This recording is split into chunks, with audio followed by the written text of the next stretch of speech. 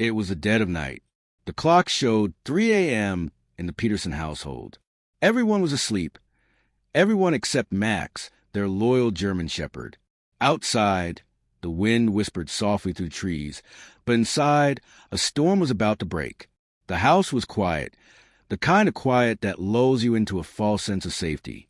Sarah and Mark Peterson lay in bed, deep in dreams, completely unaware that their lives were about to change forever. Their baby, Emma, just 8 months old, was peacefully sleeping in her nursery down the hall. The room was a perfect picture of calm. Soft moonlight spilled through the curtains, casting gentle shadows over the crib. Stuffed animals lined the shelves, and a mobile gently spun above the baby's head. But something was off. Max wasn't resting. His ears twitched, his body tense. A sharp, unfamiliar scent caught his attention, something like burning plastic and hot metal, the kind of smell that spells danger. Max slowly rose from his bed, nose to the ground, sniffing carefully. His instincts screamed that something was wrong. He moved toward the nursery door, poking his nose inside.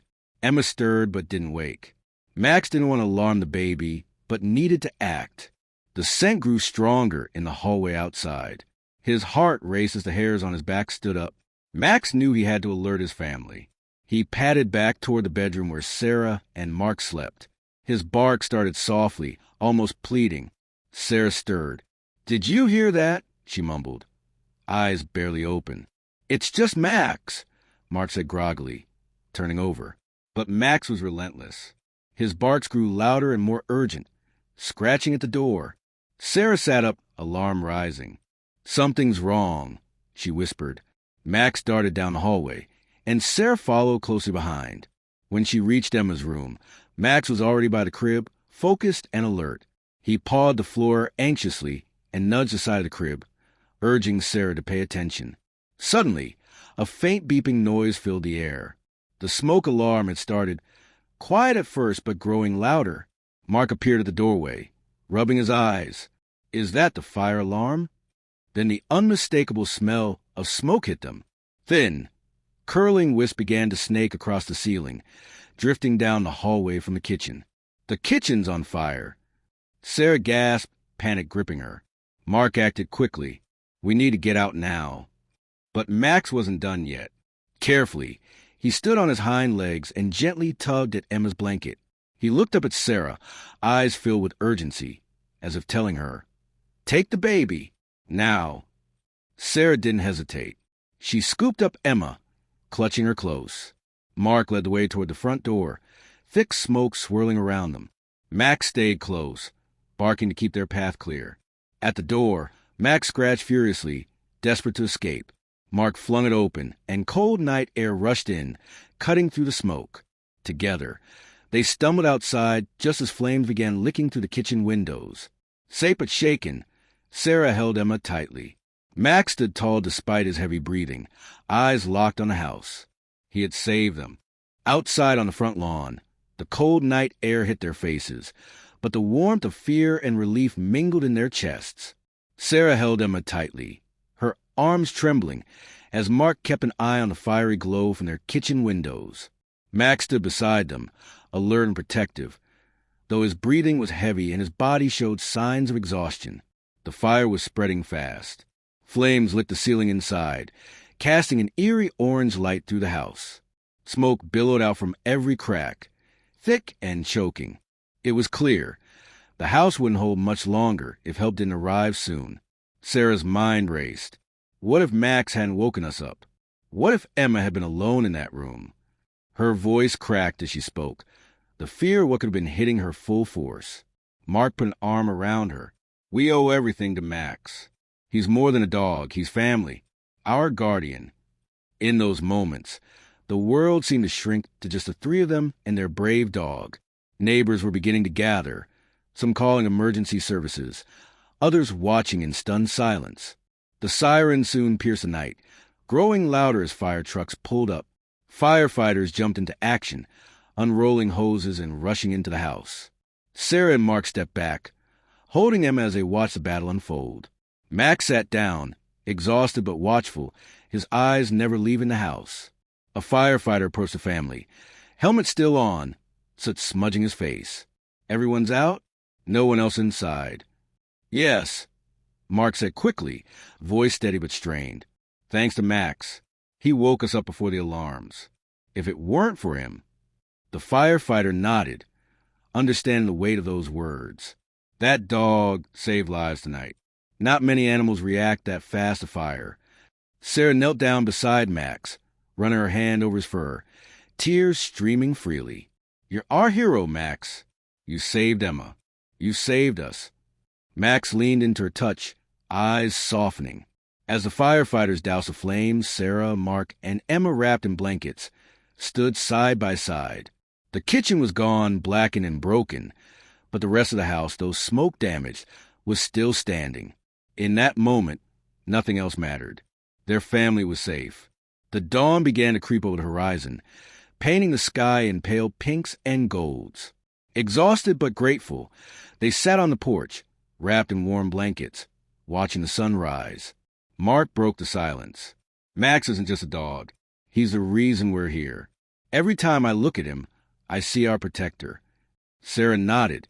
"From now on, he's more than a pet. He's our guardian angel." The fire would leave scars on their home, but Max's courage had saved their lives, a story they would tell forever.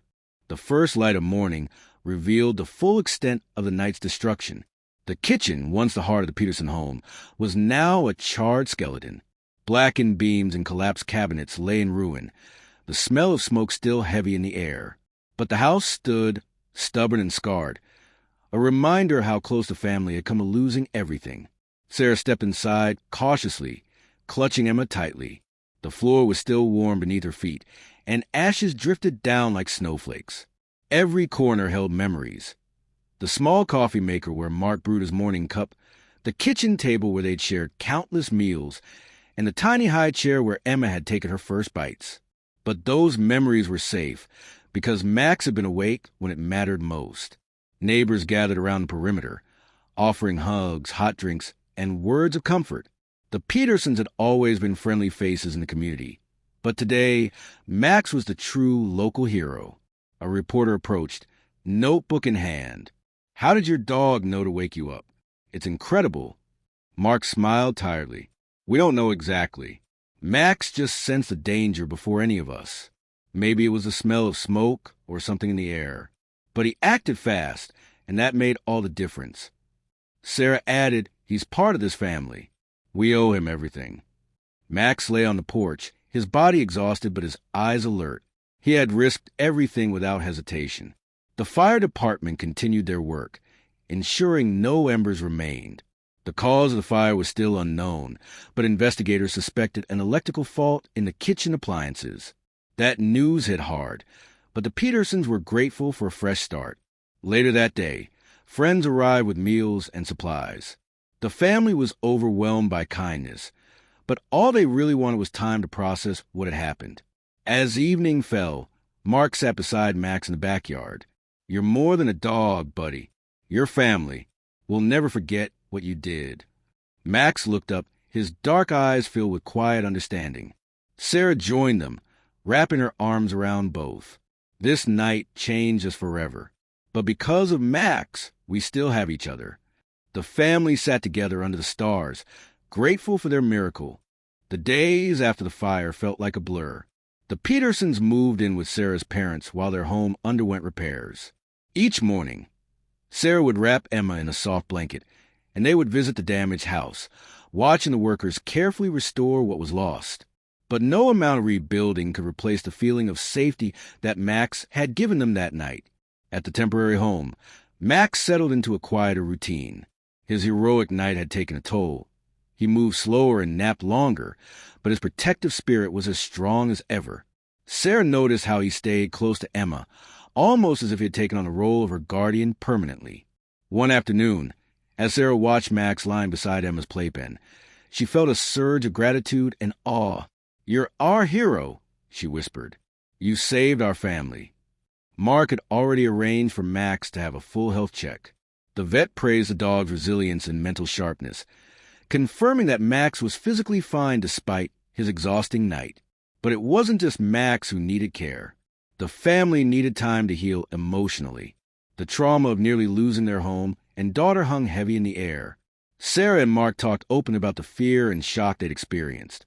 They knew their lives had changed, but so had their appreciation for each other and for the small moments that really mattered. Meanwhile, neighbors continued to support them, organizing fundraisers and sending well wishes. The community's kindness felt like a second lifeline. One day, Emma took her first tentative steps, and Max was right there, wagging his tail as if cheering her on. It was a small victory, but one that symbolized hope and new beginnings. Sarah took a photo of the moment. Emma, unsteady but smiling, with Max close behind. She promised herself to never forget how fragile and precious life could be. Back at the house, the kitchen was rebuilt from scratch. Modern appliances replaced the old, and extra safety measures were put in place. The new space felt brighter, cleaner, a fresh start grounded in lessons learned. Throughout it all, Max remained the quiet hero. No longer just a pet, he was family's guardian and protector. The Petersons knew that, from this day forward, their bond with Max was unbreakable. He had shown them what loyalty truly meant, and what it meant to be a hero in the truest sense. Months passed since that terrifying night. The Petersons' life slowly returned to normal, but nothing felt quite the same. Max was no longer just a family dog. He had become a symbol of hope, courage, and unwavering loyalty. At every family gathering, neighbors would ask about Max and listen in awe as Sarah and Mark retold the story. The way he sensed danger before the alarms, how he protected baby Emma. It became a tale that spread to the community like wildfire. Local news even came to the Petersons' home one afternoon, wanting to capture the story of the dog who saved a family from disaster. Sarah smiled shyly, but Mark spoke proudly. Max didn't just save our lives, he said. He reminded us all what true love and bravery look like. Emma, now toddling confidently, seemed to understand something special about Max. She would run to him with a wide smile, and he'd gently nuzzle her, his protective nature still shining. For the Peterson family, every day was a reminder that life is precious and fragile, and sometimes heroes come on four legs. On the anniversary of the fire, Sarah placed a small plaque in her garden. Max, our guardian, our hero.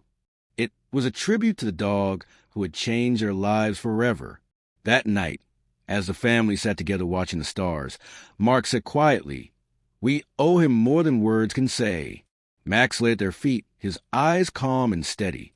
The one silent protector had become their legend, the heart of their family.